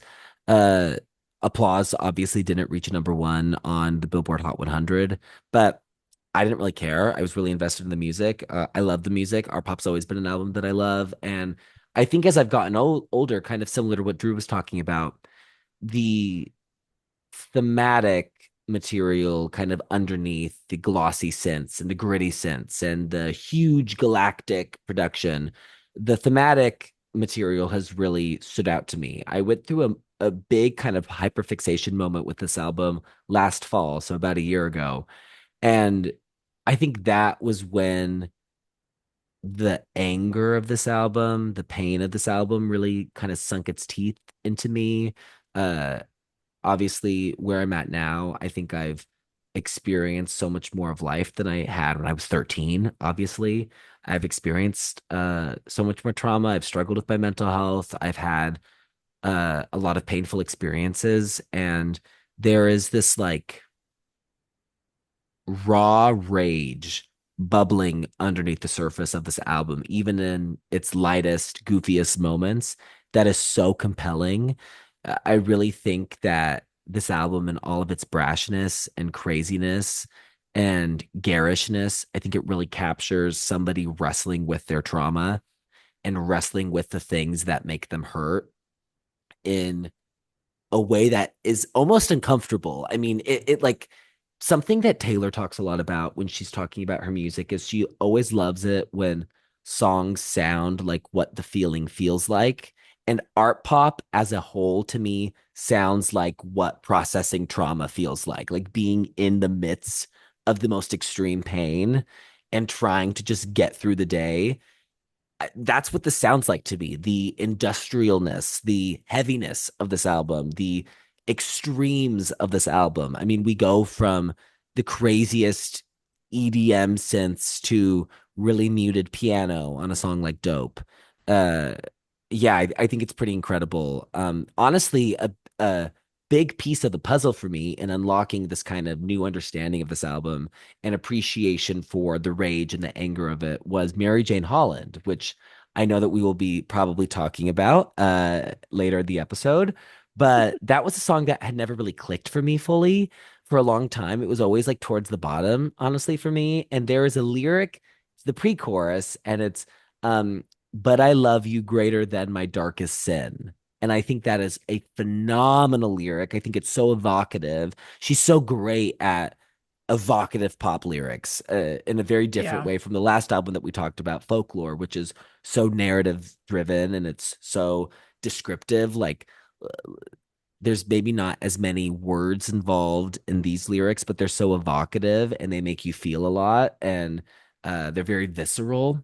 There's a visceral quality to so many of these songs that I love. So yeah, Art Pop is a really, uh, it's honestly probably a really big album for me. I think going through that release in real time as a lover of pop music informed so much of how I understand the kind of concept of an album release. It really made me aware of pop culture in a way that I wasn't before. And it's been an album that my relationship with has grown and evolved and changed over the years, and I'm really grateful for it.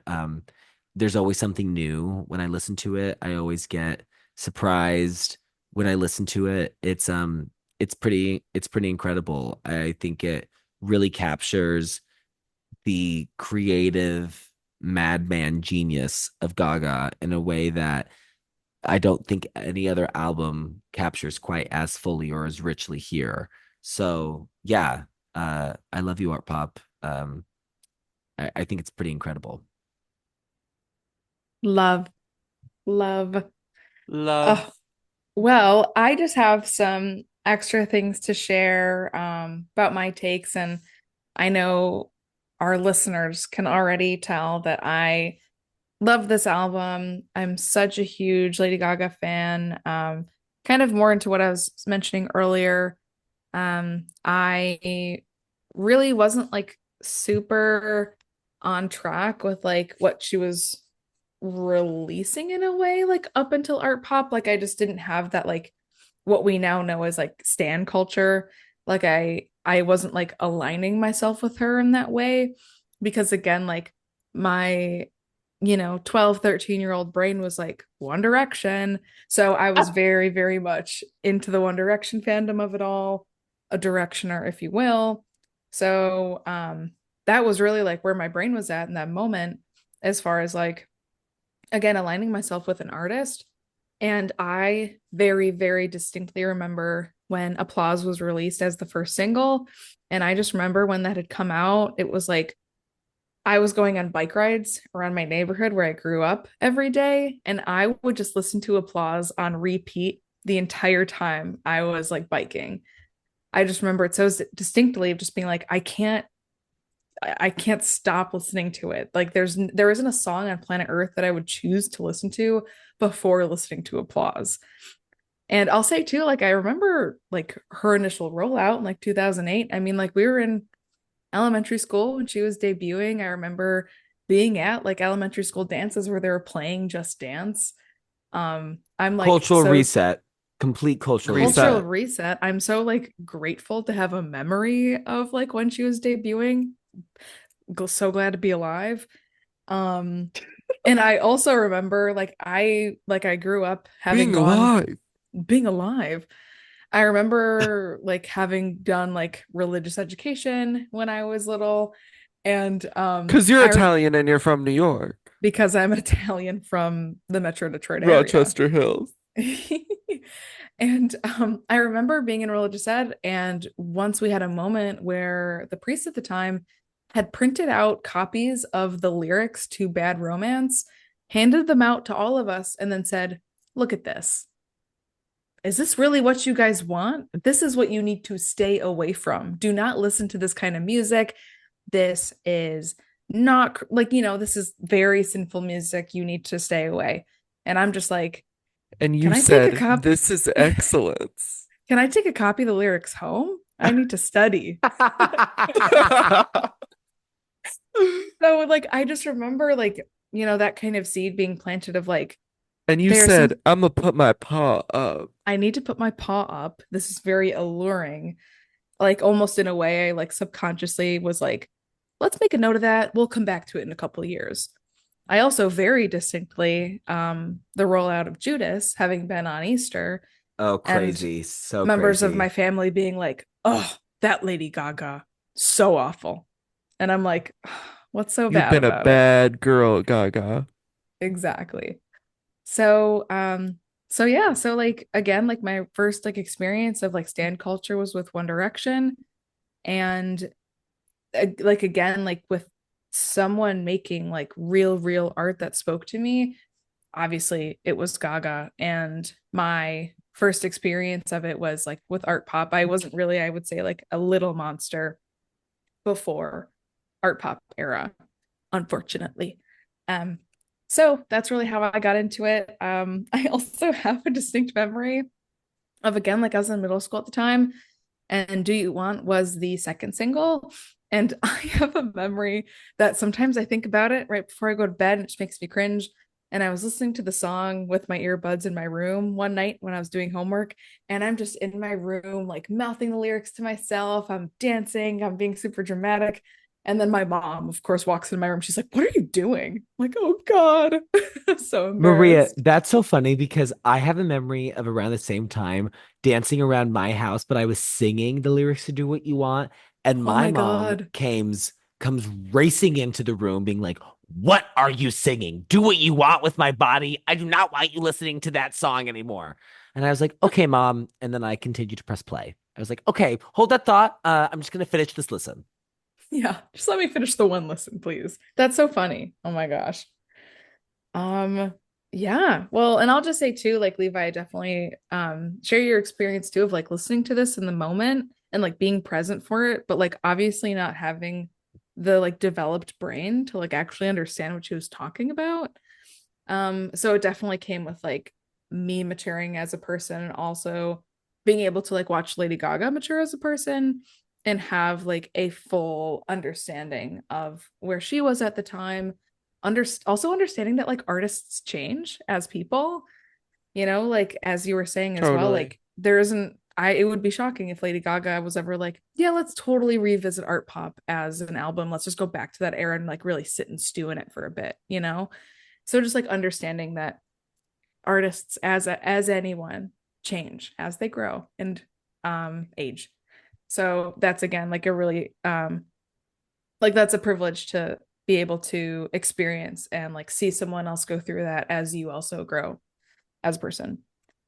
So yeah, and just in general, like I just love art pop so much. Like again, the music is so fun. I really love the the notes in it about, being able to be so many things all at once, kind of being able to reinvent yourself, and also the themes in it of just being empowered to be yourself and not feel bad about wanting to like be really self-indulgent or like be your true self, or even like allow yourself grace to pretend to be someone you're not sometimes, kind of parade around and kind of fake it till you make it in a way. I also really like the sentiments that are on the album that kind of speak to that as well. So love art pop warriors, Live, love, art pop. live and love, Godma. and Dance, sex, Godma, godma. dance, sex, Godma. So yeah, I think we're ready though to go into our Holy Trinity and What's Your Me, which for our listeners that maybe need a refresh, Holy Trinity is our top three songs on the album. And then our Me is our least favorite track on the album. And we call it the Me because it's named after Me, the song by Taylor Swift, which is infamously Horrible. the I worst feel like song. this album has a famous me. It has a very clear Me, This and album I has a very clear me. I think we'll all share the same one. Should we say it on Um, three? let's do it. One, two, three. Jewels and Jewels and Jules and drugs. drugs. drugs. There we go. The original Yep. me. It's the original me, It's Honestly, except it though, horrible. wasn't the lead single. Yeah, except yes, that's true. That's true. yeah. I also have a memory of like being in the back seat of my dad's truck, listening to Jules and Drugs at the time of its release, and just being like, okay. I mean, like I'll listen to it just so I can get to manicure, but okay. Uh, my high school dance team was really good. And they did one of my like something that got brought me back to art pop in high school. They did a spectacular dance performance to Manicure. Oh, My Ooh, high that's a school. serve. It was Manicure into Empire by Shakira. wow. That song is so good. It was incredible. And I remember watching it at the assembly and I was like, wait, they're doing Manicure. Like they're doing art pop. Like a Missouri dance team. That's I don't know. I huge. just was so moved by it. Naturally. Well, Drew, do you want to go into your Holy Trinity? Can I say Yes. one more thing Yeah. about Jules Yes, and Drugs? Lady Gaga, what the please. fuck were you thinking? What is happening in this You song? know, Like, I did text in the group chat. I did kind of have a moment with it today. It's when the rappers come in that really just does not make sense to me at all. Correct. I will never have a moment with it. I've tried so many times. It just fundamentally does not make sense with anything else that's happening on this album to me, sonically, lyrically, thematically. I don't think it adds anything to it. It doesn't sound like anything else. It doesn't fit in with this world that she's created. I just am, it's baffling. It's truly like bizarre. It's crazy considering the songs that got scrapped and what the songs that we now refer to as Art Uh-huh. Pop Act 2 songs, knowing how Mm-hmm. great those songs are, and then knowing that Jules and Drugs made it to the final album release. Oh yeah. Uh-huh. I will be Yep. talking about one of those songs in a bit. Yes. Crazy. Okay, so my Holy Trinity. Yes. It's number three, Dope. Mm. Number two, Do What You Want. Number one, Aura. Mm-hmm. I You think Yep. are that's right. or I warrior is what remember you are. I got really into it again. Me and Maria were at Scarlet and they did, I think it was just a Gaga night, which I will say, I'm gonna go out on a limb and I'm gonna say those are my favorite nights at Scarlet. I love the The Lady Gaga Gaga nights are nights. amazing. The Gaga nights are so good.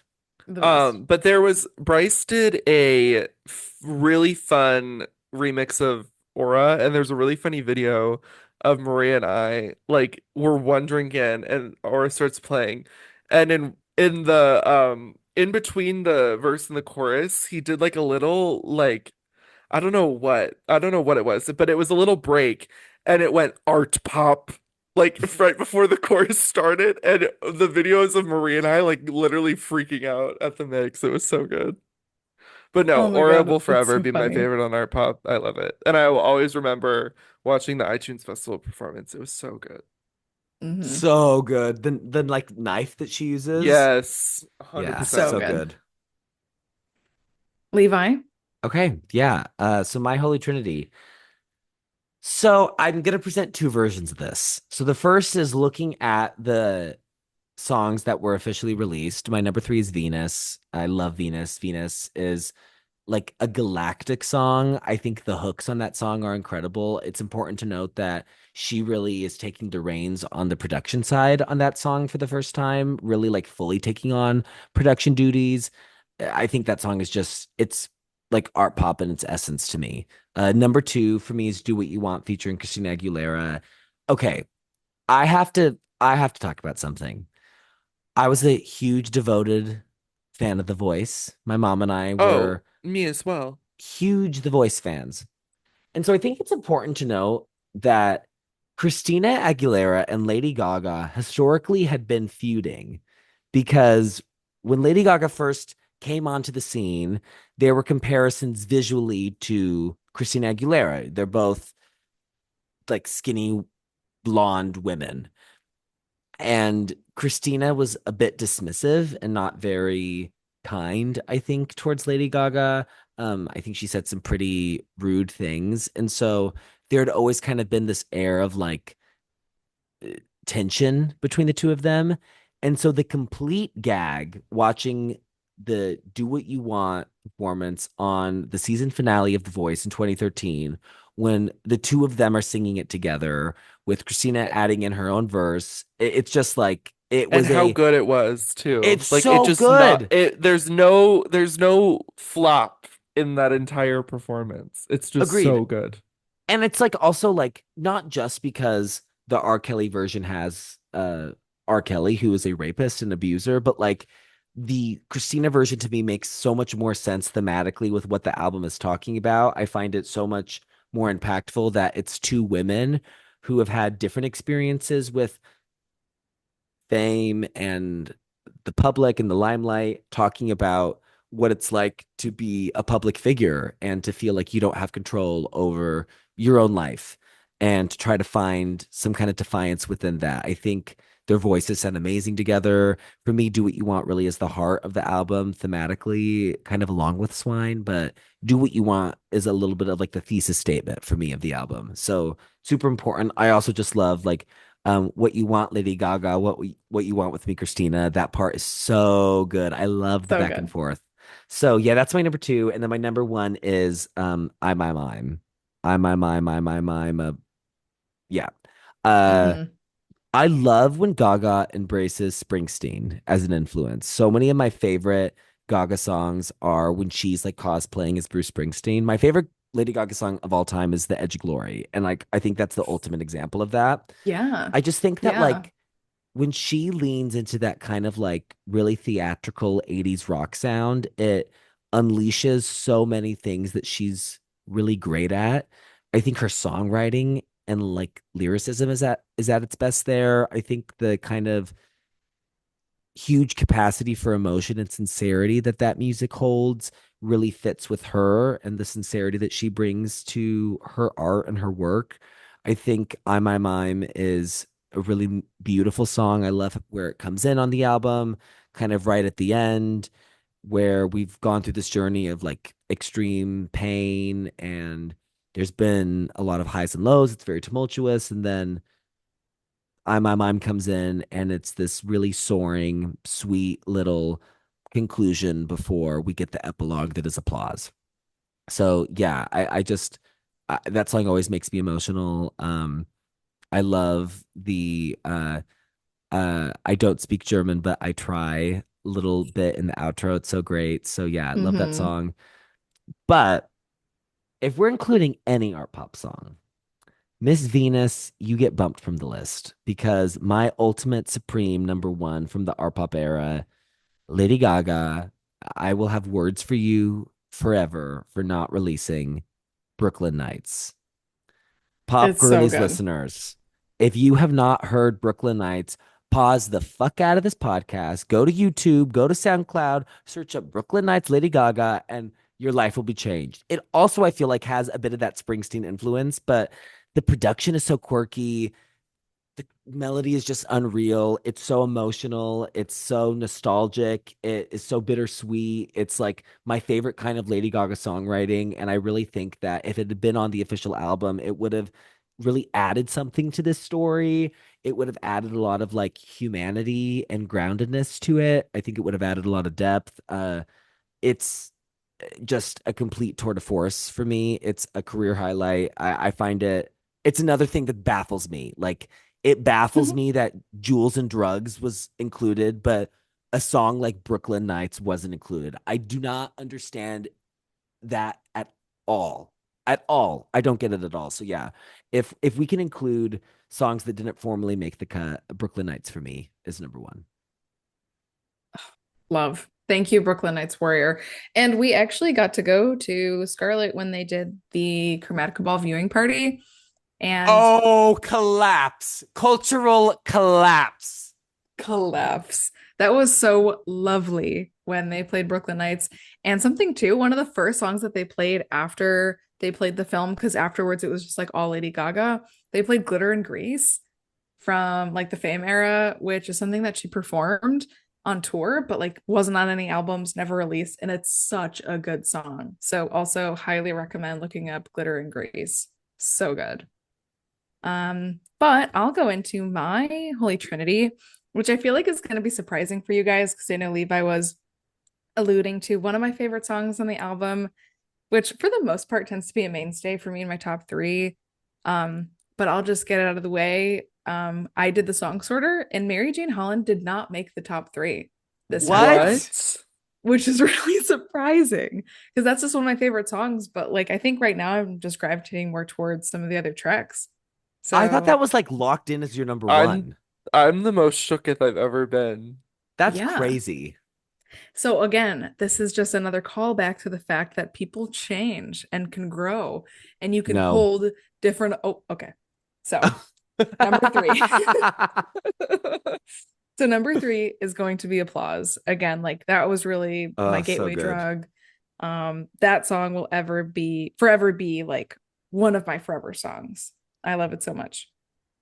Um, Number two is Guy, which I feel like in Oh, the past, like Guy wow. hasn't really been like that high up for me, but like just in recent listens, it's like really becoming apparent how perfect of a song that is. And it's just like kind of been skyrocketing for me when it comes to like where am I going to start on the album if I'm not literally starting at the very start. So love Guy so much. I'm also not really sure if you guys have an opinion on like when you're referring to that song, do you say Guy? Do you say I say guy. Guy? Okay, I Yeah. normally say Jai because that's how she pronounces it in the song. She goes, I want to be that Jai. And then you have the voice going Guy. Well, Well, I think it's that there's two versions of her, and one says Guy and one says GUI at the same time. yeah, No, But I you think I guys it's need I to think it's her saying G and guy at the same time. no, yeah. you guys need to hear what I'm hearing. I'm No, I think we're hearing what you're hearing. I think we're just hearing it separately and you're hearing it together. So is what I'm hearing is that are the art police coming for me for We're Yeah. coming mispronouncing? for you. Stephanie is Also coming. sidetrack on GY guy. One of the first times me and Maria ever went to Scarlet, Bryce was taking suggestions via Venmo, which she doesn't do anymore. Bryce being the DJ. And the whole night Maria was like, I'm gonna Venmo him, but I don't know what I want to do. And then like 2 hours into it, she was like, I don't know. What am I gonna Venmo him? I don't know what. And I go, wait, you should just do Guy. And she Oh, goes, immediately, and she did it, and he literally instantly played it. It was it was amazing. And so we transcended. magic. Yeah, naturally. That bridge in Yay. a club goes off. Oh, it's The so I good. don't need or I don't know how it goes.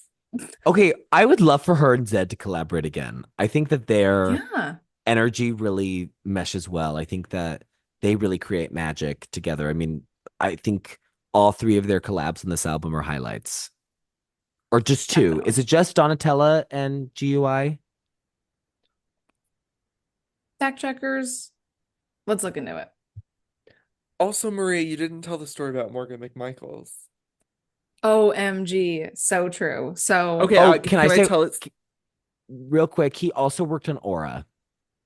Oh, amazing. So he worked on Aura, GUI, and Donatella, which are all three phenomenal songs. yes, correct. Let me just tell the story really quick about Donatella now that we're talking it. I will tell it really fast. But Loyola used to, I don't know if they still do, but they did a drag show where they brought a drag queen from like a RuPaul's Drag Race queen to um the school and performed for all the students for free. And Morgan McMichaels was one of the queens. And Levi's fabulous boyfriend also participated in the drag show and absolutely killed it. We love you, OMG. Coquette. We love you, I Coquette. I We'll will never never forget. forget the performance, honestly. It was So so great. lovely. Oh, But anyway, so Morgan did a performance of Donatella, and this was right around the time where Gaga, was saying how she didn't remember it, and Maria and I, of course, were on our, we were loving Art Pop, and she did Donatella, and we both initially freaked out, and then after the show, Morgan McMichaels did a meet and greet, and we were talking in line before we went to go meet her, and we were like, should we tell her about how she remembered Art Pop? And so we went up to meet her, and Maria goes, I can't believe you remembered Art Pop. She had no idea what we were saying. I yeah. think she just went like, yeah, it's a great album. Yeah. And I was like, well, she just tweeted. And she's like, yeah, for sure.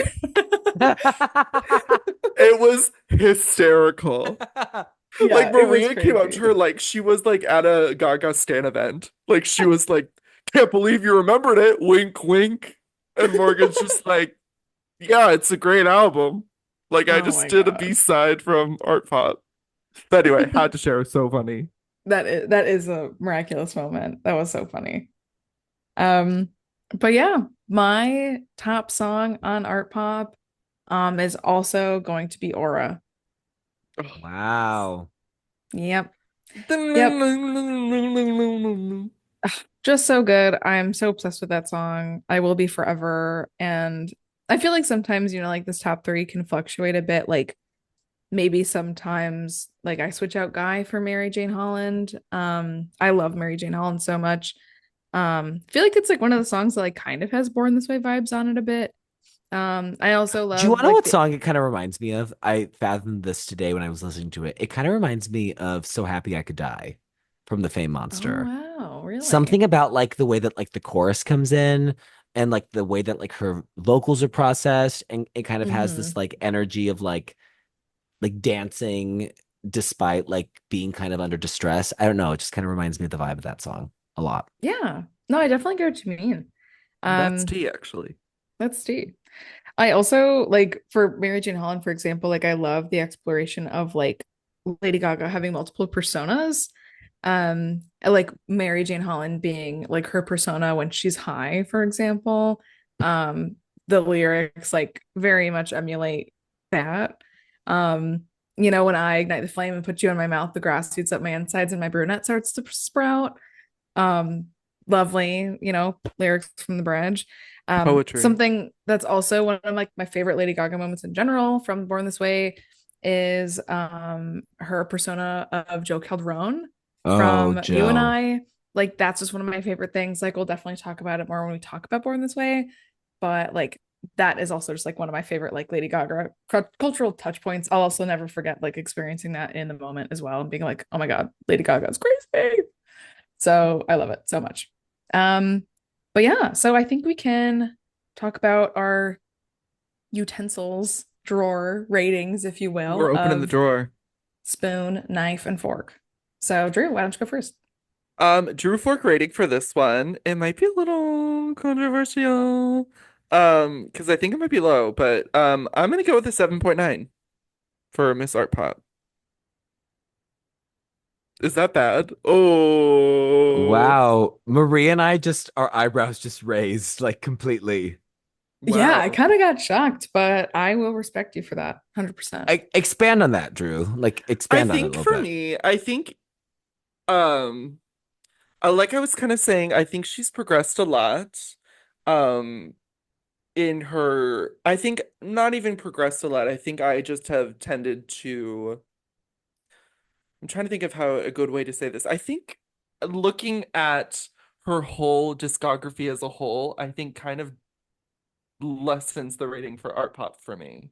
Interesting. Especially because I find a lot of her other albums a lot more impactful and a lot more consistent for me. There are just a few songs on art pop that I think um make it seem as less consistent as other albums of hers. Um, which maybe not would have not been the case had we been in college and had like other albums not come out or had me not fathomed the other albums yet.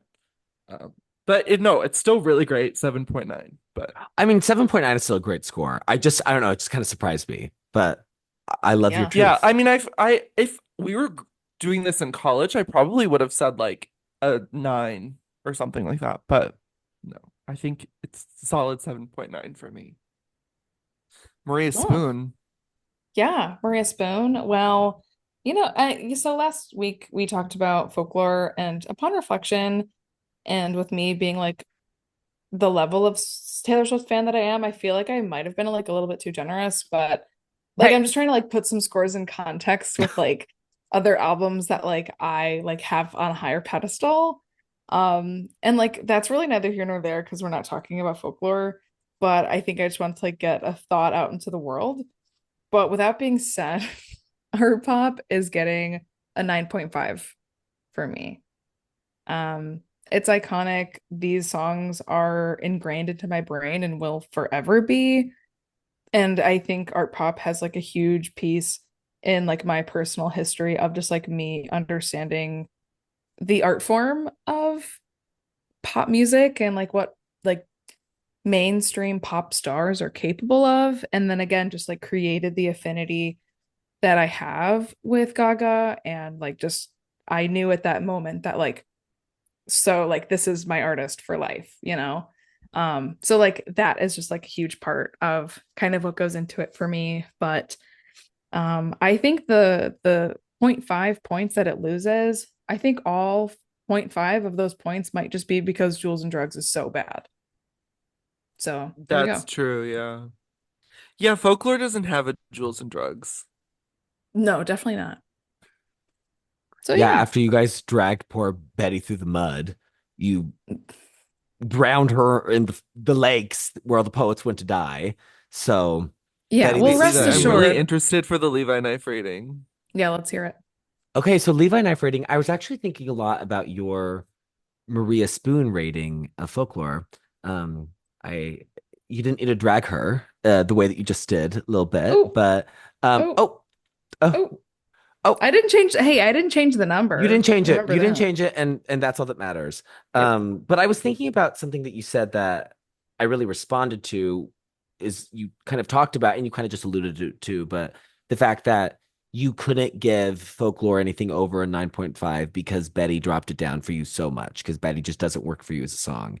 Mm-hmm. And I was thinking about that when thinking about art pop because I'm trying to reconcile like my personal feelings of it to like objective feelings. And like, Drew, I think you're really valid. Like, I think it's very understandable to approach this album and like think of it as something that has so much raw greatness, but maybe isn't harnessed in the most concise or cohesive way, especially compared to something like Born This Way. I mean, for me, I think Born This Way is her best constructed album. I think it's very sophisticated and very elegant. And I think it's pretty meticulously put together. And there's a maturity in the way that those songs are arranged and written. With art pop, it's a lot rawer. It's a lot more visceral and organic, but I really respond to that. And so I think ultimately, I think I'm repeating the Maria Spoon rating of folklore. I think I'm going to give it a 9.3. Um, I think it loses points for Jules and Drugs being a garish, just demonic entity. And there is like this messiness to the album, but ultimately I think that is a feature, not a flaw. I Yeah. think it is something that doesn't have to be looked at as a negative because I think it really is in line with the themes that she's grappling with. I think it's in line with the kind of overall energy of the era. And so I think 9.3 reflects just the really incredible songcraft. Because ultimately, at the end of the day, art pop is always going to be talked about in terms of like the era and the release and the underperformance and the controversies and the public overexposure. But at the end of the day, this is some damn good pop songcraft. Like these hooks are as good as anything on the Fame or the Fame Monster or Born This Way. I think the When You Touch Me, I Die, just a little inside part on Venus, that chorus is just as good as any hook that came before it. And just because it Yeah. comes in a bit of a ganglier, weirder, more bizarre structure, I don't think it dilutes the just quality of what she's writing about. So yeah, it's a 9.3 for me. I love you, Art Pop. Art Pop, I think, ranks number 2 in my Gaga ranking. It's a really incredible album. So you would say the highs of art pop compared to the highs on the other albums? Like you would say Absolutely. like My is comparable to Edge of Glory. Yeah, absolutely. Got it. And That's just where I differ. because it's for me when I was doing my song sorter today, like I was looking at it and I was like, oh, like tracks like the on my list, 1 through 10 were all like, oh, these are like perfect songs. Like I think these songs are like career peaks. And that Got probably it. is where we differ. Because I'm guessing that you Yeah. don't have that same feeling. And yeah, that's kind of where like I think if I were to do a song sorter of all of Lady Gaga's discography, I think Aura would maybe be in the top 10, top 15, but I don't think any of the other songs would break it for me. I think Fair. she has incredible highs, obviously. She's Lady Gaga. But True. I think that's kind of what brings it down for me. And I think that's fair. I mean, I think that's fair. Yeah. And Yeah, I'm honestly happy that like you are bringing that perspective because I think it's more interesting and it makes for a more nuanced conversation to like not have all of us be like 9.5, 9.3, 9.4, whatever. I think totes. I like that you're the first person to go into the 7 range on the podcast. Huge. Huge. Wow. You Brave. didn't even go to the 8, girl. You went directly to the 7s. So Dot dot dot. dot dot dot. Okay. Love. Okay, Well, I well, should think, I give a hint at the next episode before we sign off here? I think yeah. you need to. So the next episode I will be leading the pack, and the hint I will give is this album loves you. Ooh. Ooh. And with that, um, Okay. I So guess guys, we'll sign off. I'm gonna go find the girl behind the aura. So I don't know about you, but I have to go investigate that. The art police are coming to investigate who the girl behind the aura is. So I have to sign off. I'm going to Venus. I have to go perfume my neck and slip some high heels on. Yes, you do. Yes, you do. Okay, until 9 p.m. next on a time, Monday pop night. girlies. Yes. Goodbye. Bye.